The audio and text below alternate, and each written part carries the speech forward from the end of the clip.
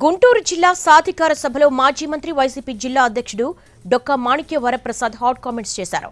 తనకు ఒక్కసారి పార్టీ అధినేత జగన్ అపాయింట్మెంట్ ఇప్పించాలని నేతలను కోరారు. వైసీపీలో జగన్ నిర్ణయాన్ని ప్రశ్నించే ధైర్యం ఎవరికీ లేదన్నారు. అదే సమయంలో తాడికొండలో తనను సమన్వయకర్తగా నియమించి వెంటనే తప్పించడంపై ఆయన కాస్త అసంతృప్తిని వ్యక్తం చేశారు.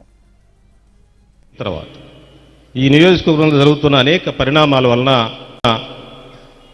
జగన్మోహన్ రెడ్డి గారు ఎందుకు నిర్ణయం తీసుకున్నాడో నాతో ఏం సంప్రదించలేదు.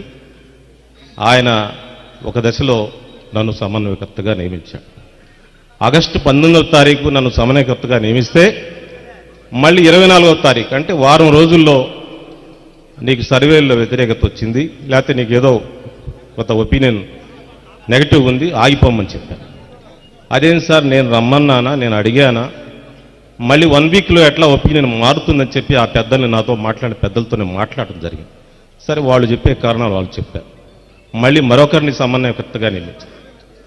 అతను ఉన్న టైంలోనే మళ్ళీ ఈ ప్రాసెస్లో మళ్ళీ